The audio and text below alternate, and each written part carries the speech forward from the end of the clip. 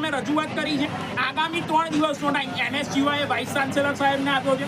3 દિવસમાં જો આની નહીં કોઈ ખુલાસો મળે, આનું કોઈ નિવારણ નહીં આવે તો ઐતિહાસિક આંદોલન સરદાર પટેલ યુનિવર્સિટી ખાતે રચાશે. એની અમે આણંદ NSGY આજ જાહેરાત કરી છે.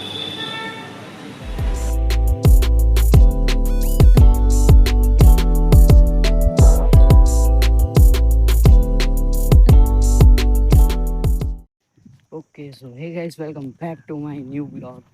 તો આજના બ્લોગની શરૂઆત થઈ ગઈ છે.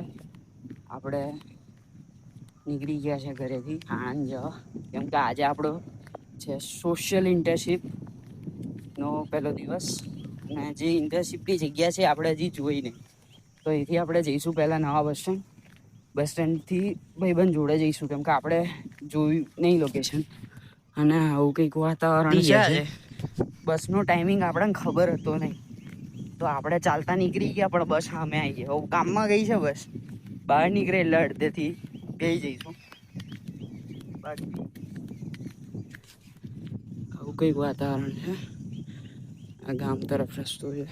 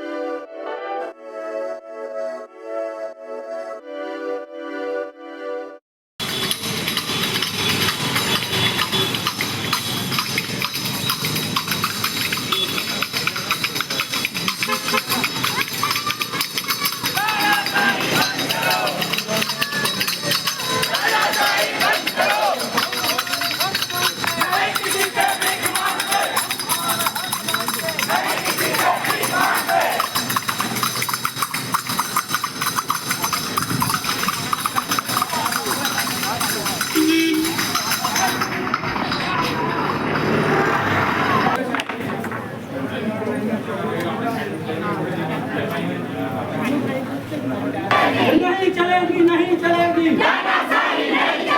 नहीं चलेगी, नहीं चलेगी। વિદ્યાર્થી મિત્રો જો સાંભળી લો, આપણે રજૂઆત કરી લે અને જે બી સમાજ જોડે 2 દિવસથી અત્યાચાર થઈ જાય, જે બી સાહેબ તમને કહેતા હતા એ સાહેબને ચોખ્ખું કહી દેજો. સાહેબ મેં લખી આપી આગે યુજીસીએલ સરકારના નાણાંથી જે બંધ એ ઘણા સમયથી જે આ યુનિવર્સિટી દ્વારા સરદારની ભૂમિ, સરદાર પટેલ યુનિવર્સિટી પોતાની ફક્ત અને ફક્ત મનોવ્યથા આર્થિક લોભની પરિસ્થિતિ સંતોષવા માટે યુનિવર્સિટી વિદ્યાર્થીઓના ભવિષ્ય જોડે, વિદ્યાર્થીઓ માટે આપવામાં આવેલી મિલકતો જોડે અને પોતાના મનગમતા શિક્ષણ મિત્રો અને ફેકલ્ટીઓને સાચવવા માટે અવારનવાર ખેલવાડ કરતી રહે છે. એ સંદર્ભે હમણાં જ જોવામાં આવ્યું કે વર્ષો જૂનું હિન્દી ડિપાર્ટમેન્ટનું જે હતું તે લો ડિપાર્ટમેન્ટને આપી દેવામાં આવ્યું. હિન્દી ડિપાર્ટમેન્ટના વિદ્યાર્થીઓની કોઈ ચર્ચા જ નહીં. આ જ વાઇસ ચાન્સેલર સાહેબ જ્યારે લો ડિપાર્ટમેન્ટનું એક ફંક્શન હતું ત્યારે હાજર રહ્યા ત્યારે એમનું નિવેદન હતું કે લો ફેકલ્ટી માટે સૌથી મોટું બિલ્ડિંગ બનવા જઈ રહ્યું. એ સંજોગોમાં જ્યારે લો ડિપાર્ટમેન્ટનું બિલ્ડિંગ બનતું હતું તો એના પૈસા ગઈ ગયા. આ જ વસ્તુ જો હિન્દીની ફાળવવાની હતી તો એ પૈસા ગઈ ગયા. જ્યારે ફેકલ્ટીઓની ભરતી નહીં થતી તો તમારે નવા ડિપાર્ટમેન્ટ બનાવીને શું કરવા છે? આજે ડિપાર્ટમેન્ટ ચાલે છે, એની હાજરી કઈ ગઈ? ડિપાર્ટમેન્ટ કેટલા લીગલ ચાલે છે, હાજરી કેટલી પુરાઈ છે, એની ઉપર યુનિવર્સિટીનું કોઈ જ્ઞાન નથી. એ સિવાય જ્યારે વિદ્યાર્થીઓ રજૂઆત કરવા જાય છે તો સંસ્કૃત ડિપાર્ટમેન્ટના કોઈ ફેકલ્ટી છે જે વિદ્યાર્થીનીઓ જોડે બેદારીથી વાત કરે છે, છોકરીઓ ઉપર આરોપ લગાવે છે. જે જગ્યાએ નારીનું સન્માન નથી થતું, જે યુનિવર્સિટી નારી સન્માનની ભાવનાઓ વ્યક્ત કરે છે, યુનિવર્સિટીના ફેકલ્ટીઓને એટલી સેન્સ નથી કે વિદ્યાર્થીને સાચવવા, વિદ્યાર્થીનો જોડે ગમે તેવો ભેદભાવ કરવો. જ્યારે વિદ્યાર્થીઓ મળવા આવે છે, વિદ્યાર્થી જાણે આતંકવાદી હોય છે અમે બાઉન્સર હજુ ઉભેલા દેખાય છે. જ્યારે વિદ્યાર્થીઓ માટેની પરિષદ છે, વિદ્યાર્થીઓને મળવા માટે તમે બેઠા છો, વિદ્યાર્થીઓને મળવામાં શું જોવાનું? વિદ્યાર્થીઓ માટેના જે મુદ્દાઓ છે તમારે વિદ્યાર્થીઓને સાંભળવા નહીં.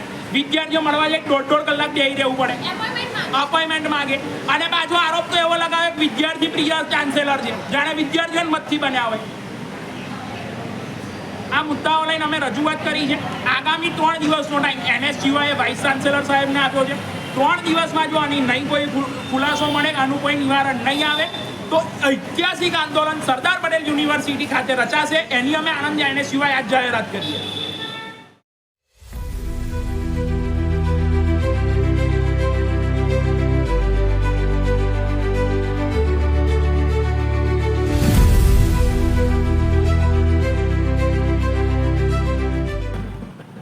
તો આજનો પહેલો દિવસ ઇન્ટર્નશીપનો પતી ગયો છે. આજે ઇન્ટર્નશીપમાં અમે ગયા હતા એક આંદોલન કરવા SP યુનિવર્સિટી આણંદમાં. અને આંદોલન અમે કર્યું નહીં, અમે ખાલી દૂરથી જોયું કે કેવી રીતે આંદોલન થાય છે, કેવી રીતે સ્ટુડન્ટ્સ જે પોતાની માંગ હોય ત્યાં જે સર હોય એમને કેવી રીતે રજૂઆત કરે છે એ બધું જોયું. અને અમે ગ્રુપ ડિસ્કશન કર્યું કે આવનારા જે 15 દિવસ છે એમાં અમે શું કરશું. તો આપણો મિત્ર છે જેની હવે રાહ જોતા હતા. તો અત્યારે આપણે અહીંયાથી નીકળી ગયા છે ઇન્ટર્નશીપ પતાવીને.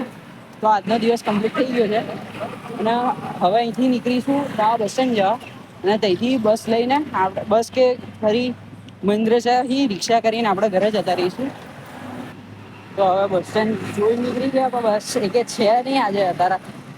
એક હતી પણ મારા ધ્યાનમાં ના રહી તો નીકળી ગઈ બસ. તો આપણે મહેન્દ્ર શાહ બાજુ જઈએ છીએ ચાલતા ચાલતા, પછી અહીં રિક્ષામાં જતા રહીશું ઘરે. અત્યારે ઇન્ટર્નશીપના પહેલા જ દિવસે અમે પ્રોટેસ્ટ જોયું, અમે તો કર્યું નહીં. જે SP યુનિવર્સિટીમાં જે સ્ટુડન્ટ છે એમનું પ્રોટેસ્ટ હતું આજે.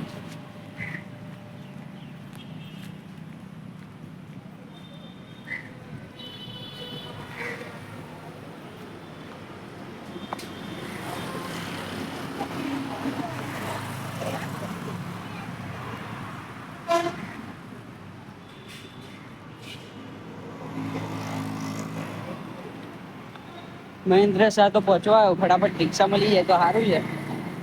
બાકી આજે તો કઈ બહુ ખાસ બ્લોગ શૂટ કર્યો નહીં, કેમ કે પહેલાં ત્યાં પ્રોટેસ્ટ જે યુનિવર્સિટી છે SP યુનિવર્સિટી ત્યાં ગયા, પ્રોટેસ્ટ પત્યું તો ત્યાં ફોટા અને થોડા વિડીયો લીધા. ત્યાંથી અમે ગયા ઓફિસ પર, જે અમે ઇન્ટર્નશીપની ઓફિસ લોકેશન આવે છે. અને ઓફિસમાં હતી પ્રેસ કોન્ફરન્સ, તો પ્રેસ કોન્ફરન્સમાં અમે હતા ત્યાં ફોટા વિડીયો લીધા થોડા ઘણા. અને પછી પ્રેસ કોન્ફરન્સ પતી ત્યાં પછી અમારું ગ્રુપ ડિસ્કશન ચાલ્યું કે અમારી જે 15 દિવસની ઇન્ટર્નશીપ છે એમાં અમે શું કરશું, કેવી રીતે કરશું, પછી કઈ કઈ એક્ટિવિટીઝ અમારે કરવાની છે વગેરે વગેરે. આ ડિસ્કશન પત્યું એટલે પછી અમે છૂટી ગયા. આજનો દિવસ તો ઇન્ટર્નશીપનો પૂરો થઈ ગયો. હવે ત્યાંથી નીકળીને હવે ઘરે જવા નીકળ્યા છીએ. હવે તાપ બધા લાગે છે, પરસેવો થાય છે, પછી પહોંચવા આવી ગયા છે. મહેન્દ્ર શાહ તો પહોંચી ગયા. અહીંથી પછી સીધા ઘરે જતા રહીશું. ફરી આરામ કરશું થોડો.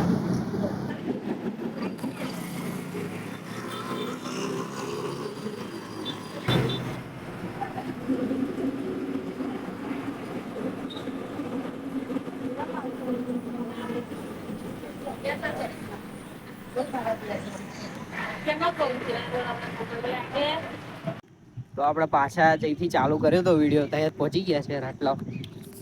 ચાલતા ચાલતા મંદિરે જ ગયા હતા. હવે પાછું ચાલતા ચાલતા પહોંચીશું ઘરે. પછી જમીન આરામ કરશું. હવે બસ 1 કિલોમીટર જેવું જવાનું છે. ફરી આપણે પહોંચી જઈશું ઘરે.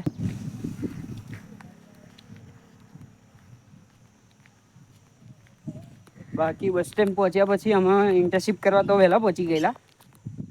લગભગ 9:30 પહોંચી ગયા હતા. તો અડધો કલાકનો ટાઈમ હતો, કેમ કે અમે 10 વાગે પહોંચવાનું હતું.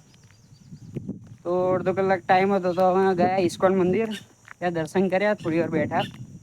પછી ત્યાંથી તો નજીક જ છે, તો પછી ત્યાંથી પહોંચી ગયા ઇન્ટર્નશિપ વાળા ઓફિસે. તો સાહેબ લગભગ 11 વાગ્યાની આજુબાજુ આવ્યા, કેમ કે આ પ્રોટેસ્ટની તૈયારીમાં હતા એવા. પછી અમને કહ્યું કે અમારે શું કરવાનું છે, આજનો પ્રોગ્રામ શું છે, ઇન્ટ્રોડક્શન થોડું ઘણું થયું. અને ત્યાર પછી અમે પહોંચ્યા એસપી યુનિવર્સિટી. એસપી યુનિવર્સિટી અમે જ્યારે પહોંચ્યા ત્યારે રેલી તો શરૂ થઈ ગઈ હતી. તો થોડી રેલી જોઈ, એના ફોટોઝ વિડીયોઝ થોડા અમે કલેક્ટ કરવાનું કહ્યા હતા, જે આખું પ્રોટેસ્ટ થાય એના. તો થોડા ફોટો વિડીયો લીધા. પછી એસપી યુનિવર્સિટીમાં આજે તો આંદોલન કર્યું. એ ખાલી આવેદનપત્ર આપવા ગયા હતા આજે. જો જે સ્ટુડન્ટ્સની સમસ્યાનો નિકાલ નહીં આવે તો એ લોકો આગામી દિવસોમાં વધુ ઉગ્ર આંદોલન કરશે, જે એસપી યુનિવર્સિટીના ઇતિહાસમાં થયું નહીં હોય એવું કહેવામાં આવ્યું છે. હું પણ એક સ્ટુડન્ટ છું. સ્ટુડન્ટોનો સમસ્યાનો નિકાલ આવે, બસ એટલું જ આપણે કહેવું છે. બીજું જ કંઈ કહેવાનું થતું નહીં. અને હાલ તમારી સાથે રજા લઉં. આજનો વિડીયો આટલો જ. હવે જાણું છું થોડો નાનો બન્યો છે, પણ રૂટીનમાં જે વ્લોગ કહેવાય, ડેલી વ્લોગ કહેવાય છે ને, કે જે તમે ડેલી રૂટીનમાં જે કરતા હોય, કે તમારો જે દિવસ ગયો છે કેવો, એ મારો પહેલો વ્લોગ છે આ. તો તમારો નાનો ભાઈ કે મોટો ભાઈ સમજી મને માફ કરી દેજો, કેમ કે આજે આટલો જ વિડીયો બન્યો છે મારા. તો આજના વિડીયોમાં હાલ રજા લઉં. બ્લોગ થોડો નાનો બન્યો છે કદાચ, પણ મારા જોડે ત્યાંના જે ફોટોગ્રાફ્સ ને બધું છે, હું છેલ્લે કે વિડીયોમાં વચ્ચે અટેચ કરી દઈશ. તમે પણ જોજો કે પ્રોટેસ્ટ કેવી રીતે થયું છે, શું છે. ઠીક છે? તો હાલ હું દ્વિજ પંડ્યા તમારી રજા લઉં છું. ફરી આપણે પાછા મળીશું એક નવા વિડીયોમાં. ત્યાં સુધી જય હિન્દ, જય ભારત.